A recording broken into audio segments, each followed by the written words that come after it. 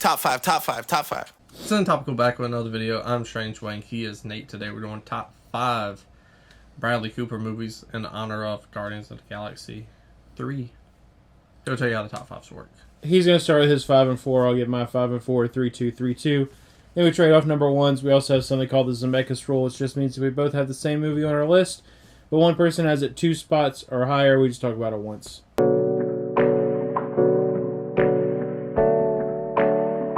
Number 5 for your boy is going to be Licorice Pizza, because let's be real, that's the most memorable part of that movie.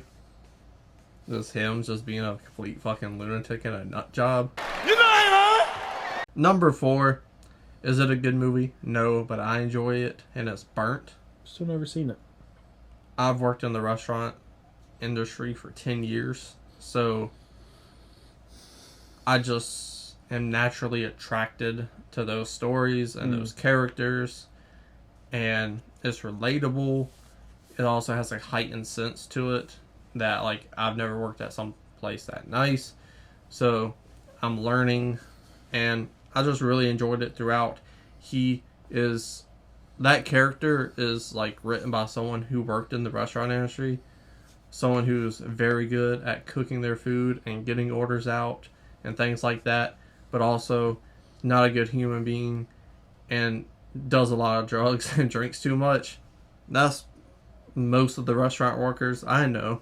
Yeah. So with that being said, they made a story decent enough that I could root for him, or just root for the situation in the story, and all the other characters added to it, and it made it a enjoyable experience for a good watch. I wouldn't pick it up on Blu-ray, but if it was on TV, I'd be like, I'll watch this. I got nothing to do. Yeah, the only thing I've ever seen is just that one scene. That's not in the movie. There's and that's the best scene. 6,000 Instagram reels of. Yeah. Oh, that's not even in the movie? It's not in the movie, but it's the best scene. Oh, it's a deleted scene, which it wouldn't have fit in the movie. Because I watched it because of that scene. Nice. I went out of my way. I still was on Netflix. I was like, oh shit, I'm going to watch this. And I was like, where's it at? And then I Googled it. It was like, deleted scene, not in the movie. And like, somebody did like a whole article about how it's like the best scene, and it's not in the movie. Yeah. And I was like, that's fire. That is a really good scene. Yeah, it is a good scene. My number 5 is Limitless. This movie, I don't know if it qualifies as a guilty pleasure, because it's not a bad movie. No. But it does kind of fall in that, like, really the subcategory of action movies that are, like, kind of science fiction-y, but they don't, like, lean super heavily on it. They all have kind of the same tone. Like, another movie I think of when I think of this is, like, I don't know if you've ever seen Push. No, I haven't seen Push. I like Push. But, yeah, Bradley Cooper's really interesting in it. I guess it's technically an action movie, but it's, like... I don't want to call it an action It's more of a thriller-esque kind of thing. Suspense, mystery, sort of. I don't know. Maybe that's that movie's problem. It doesn't really know what it is. Yeah. But I think he's really good in it. I think he does a really good job of acting the transition from a guy who doesn't necessarily lack talent, but he lacks drive and things like that. Probably just has really severe undiagnosed adult ADHD. But transitioning from that to all of a sudden being the smartest guy in the room, Bradley Cooper, he definitely has this charisma about him. He can pull off that whole I can convince you that I'm this person kind of vibe to him. So Limitless is fine. I like it a lot. Yay! Number 4 for me. I love this movie. A lot of people didn't love this movie. I'm surprised. I don't really understand it. But number 4 for me is Nightmare Alley. That's a shit take. That's a bad take. That movie's great. That's fine. Huh? It's fine. Nah. Mid.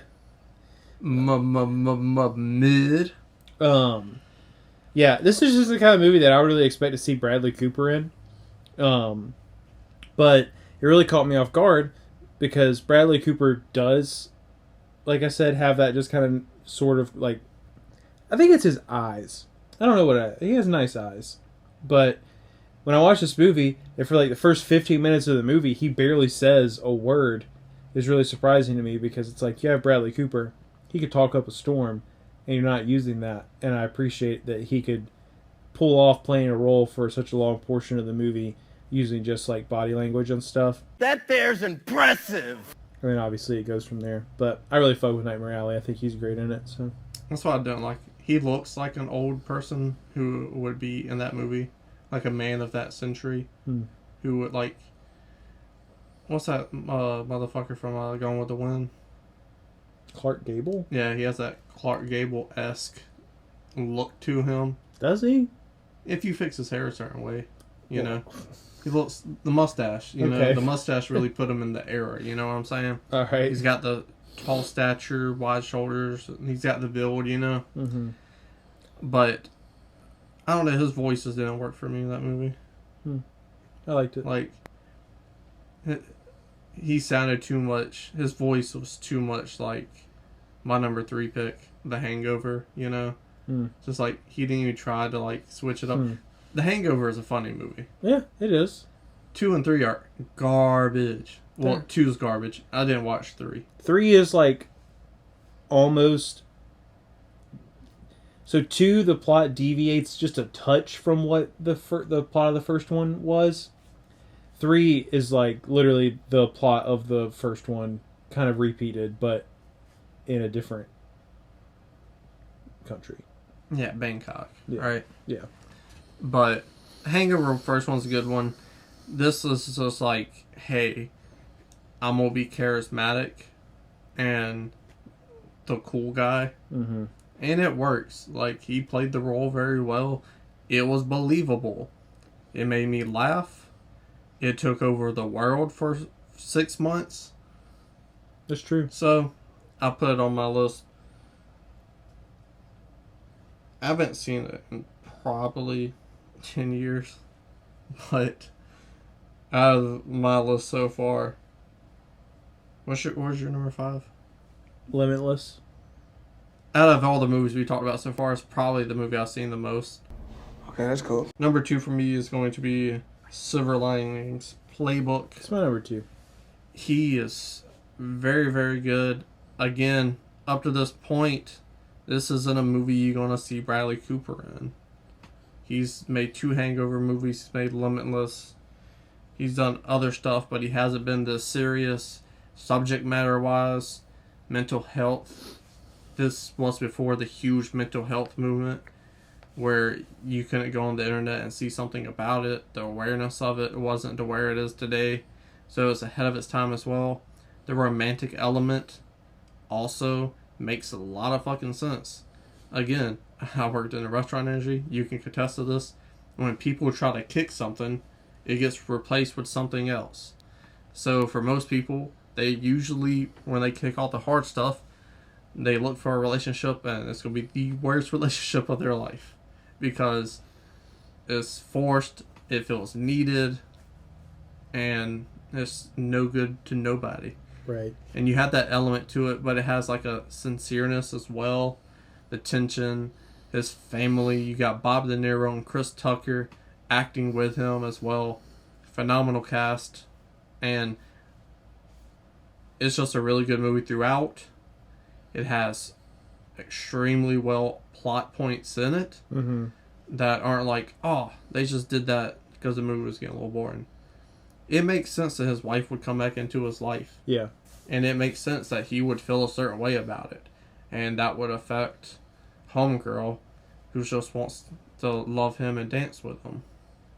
So, because of that and all the different stuff wrapped up in it, David O. Russell's Silver Lining Playbook is going to be my number 2 pick for Bradley Cooper movies. Yeah. I agree with all of that. I think the reason it's so high for me as far as like a Bradley Cooper performance goes is like anytime that an actor or actress has to play someone who has like a completely different like way of viewing the world than them, and not even just like politically or emotionally or because of how you were raised, but because like you actually have some sort of mental illness or something like that, it takes a lot. And I think he did it really, really well. It's believable. Like, he's just like off enough for you to, buy into what his character's got going on, and he did it tastefully. He did not do what Robert Downey Jr. warned against in Tropic Thunder. So I appreciate it. What does that mean? He's not. Those are two different things. I just wanted to get a reaction out of you. Here at Sonotopical, we're unfortunately poor, and this money you see on screen, that's CGI. That's not real money, because again, we're poor. So if you want to click in the ad eye in the corner, that video is monetized, and we can make money off it, so please go watch it. And if you click an ad, we make more money. And if you really want to help, there's the thanks button right there below this video. So my number 3 is The Place Beyond the Pines. I knew it was going to be on your list. Yeah, I freaking love this movie. And what I like about it so much is that it just is two completely separate movies. And they fit together incredibly well. But the second half of the movie is Bradley Cooper's movie. He does excellent in it. He's super believable. I always appreciate, he's working against corruption. Kind of ends up he's got his own motives and stuff like that. But you get him and Ryan Gosling and their interactions and all that kind of stuff. Shit hits the fan. But then it's just I just didn't expect this to end up being Bradley Cooper's movie. And I really love the tone in it. I think he fits really, really well in it. Today, Junior? The way that he's acting towards the end of the movie reminds me a lot of how he's acting towards the end of Limitless. And I think that's a really good spot for him when he's already won and he's the guy who's in control now and he knows there's nothing you can do to stop him or change him. And that's when his confidence is really bursting through. I really like that version of Bradley Cooper, and A Place Beyond the Pines The Place Beyond the Pines is a better movie and a better version of that performance than Limitless. So there it is. And then my number 2 was Silver Linings. I'm surprised because there's only one movie I can think of that is your number 1 also, and we both watched this movie because it was very hyped, and we were both like, that was an A- movie, B+, best movie of the year. Oh, hell no! Star is Born is my number 1. It's also my number 1. Wow. I've never seen American Sniper, and I think that's the only other movie that could have made my list. Yeah, that movie was we're big for 7 months. I don't know. I'm not a big patriotic war guy. Except for COVID. I think that's the name of it. The new Guy Ritchie movie. It's actually really good. What else? A Star is Born. Bradley Cooper directed it. Extremely good element to the movie because he knows his character inside and out. That's the one person you don't have to direct. Mm-hmm. And that's the lead of the film. I guess it's the lead of the film. Co-star. Yeah, They're equal billing, I would say. So Lady Gaga and him just have such good chemistry in this movie. Never thought about this. I guess it's a character arc. Him going into depression is a character arc. Yeah. I mean, I think he's kind of already there in the beginning of the movie, but yeah, but they get together and you get to know him more. He opens up with her.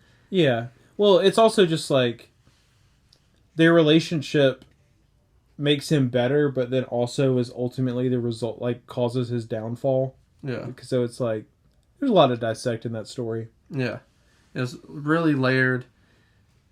But when you look at Bradley Cooper in A Star is Born and you don't know who Bradley Cooper is, you're like, oh, is this a documentary? That he really looks like a country music singer. Yeah, he crushes it.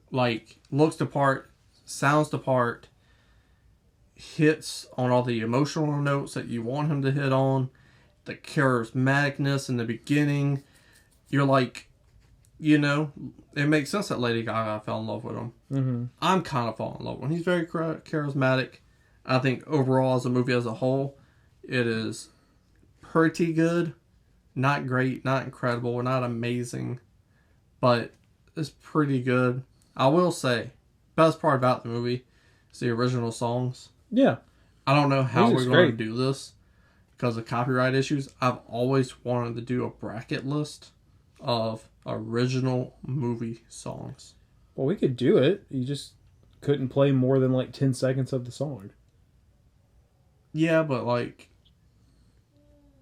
we gonna have to listen to like all the songs together, or we would have to do it beforehand. We'd have to plan for it. Yeah, as long as we just were familiar with the songs. Then. But I think that'd be good, or do like a top 5 or something. I don't know. There's like so many original like music songs. Bless me. There's so many original music, like movie music songs. So it's just like that would be a good fun list, I think. Yeah. Different as well. But Shallows, that shit hits, dog. That shit's fire. Yeah. I have a question about the movie music thing, but it doesn't really have to do with Bradley Cooper, so I'll ask you later. What's the question? Do you consider, when we're talking about, so here's my issue with original songs, and this got pointed out on one of the podcasts I listened to, and I thought it was a pretty good point. Every year the Oscar gives an award for Best Original Song, right? And there's a lot of original songs that are written for movies, but a lot of times, the only time that song is played is like during the end credits. That's in the movie. It counts. The song should be a part of the movie. That could be in your argument. Yeah. All the songs that I think of are in the movies. Like if I had to come up with my like off the top of the dome, my top 3 or 4. Lose Yourself is like one of the big ones that comes to mind off the top of the head. It's so overplayed that it's like... It is now, but that's because it's 20 years old. Yeah. But, yeah. Hello Danger. What? The song from Into the Spider-Verse. Yeah, all those What's songs. Up Danger. Maybe I got it wrong. Yeah. Hall & Oates, that's definitely 1 or 2. Oh. Hello darkness, my old friend. Oh, see, I thought you were talking about, They wrote both those songs for The Graduate. Wait. Yeah, okay. So, like, that's definitely one of... It's funny because they wrote the song, but they changed it because the people from The Graduate was like, hey, we need a song. So that's why, like, Joe DiMaggio is in it. It's where it stopped. But anyways, Stars Born, what you got to say about it? Or did you already say something? I wouldn't say this movie's really good. I wouldn't say this movie is pretty good. I would say this movie is really good. It's not. I agree with you. It's probably like a low 90s, like real low night, like 90. 90. Yeah. 90. I was gonna say 91, 89, 90, 91. It's right. It's in there. It's a little long.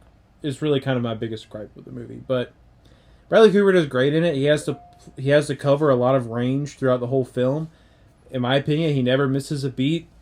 No pun intended. That's true. Yeah. As someone who is from the South and is therefore incredibly critical of anyone portraying a Southerner in movies or attempting to do a Southern accent in movies, I think he did a really good job kind of having that, like, he didn't go deep South with his accent, and I think that was what made it work really, really well. But he holds it the whole time. It really works for him. He fits the character really well. When the character really starts descending mentally, he crushes it. I think it takes a certain level of skill to, like, be on a scene where you have to stumble on a Grammy stage and piss yourself in front of everyone and and do it in a way where it's like not incredibly comedic. Like it because of like the way that he plays that, it feels more sad than funny, and he crushes it. It's really good. And also, he cast Dave Chappelle to be his friend. Yeah. If I was a director and starring in a movie, I would want Dave Chappelle to be my friend. Yeah. Is that like his shtick? Anytime he does a serious movie, he has to have like a famous black comedian play his friend. Yeah. I mean, there's only 2, but like, it's still a pattern worth noting, I think. I would do the same thing. Yeah. Overall, honestly, when I was looking at Bradley Cooper's movies, I was like, man, for somebody as famous as he is, he really doesn't have not really great movies. Yeah. He's just famous because he's in the MCU. And his face isn't even in it. And The Hangover, that's true. But, yeah. Like, he had Hangover, and once Hangover, the franchise kind of died, American Sniper, that carried him for like a year. Yeah, Limitless was really big when it came out. It got that was big, like early 2010s. It's like it carried him to The Hangover. it's reachable. It's like anyone can enjoy that. You don't have to really like. That was on movies to FX enjoy it. quite a bit. Exactly. Yeah. Mm-hmm. But yeah, the casting process. You want me? Chris Tucker's like, you want me to read? Nah, I really like Friday. You got the job. Okay, cool. But that's top 5 Bradley Cooper movies. Let us know your top 5 down in the comment section below. Scroll back up, hit the like button, share the video, and subscribe. It's not a game, it's a rich thing.